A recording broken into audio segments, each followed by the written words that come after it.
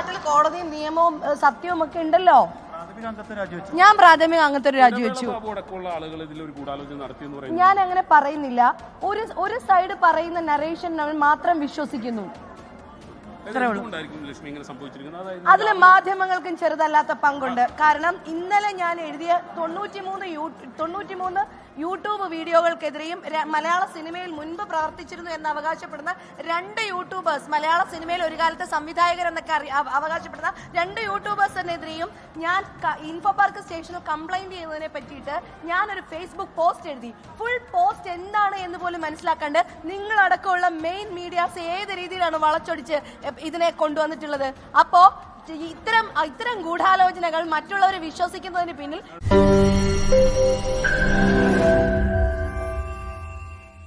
ലോകത്തെവിടെയായാലും ഏത് സമയത്തും 24 വാർത്തകളും ഓഗ്മെന്റഡ് റിയാലിറ്റി പാക്കേജുകളും എക്സ്പ്ലെയിനറുകളും വിശദമായി കാണാൻ ഞങ്ങളുടെ യൂട്യൂബ് ചാനൽ നിങ്ങൾക്ക് സബ്സ്ക്രൈബ് ചെയ്യാം.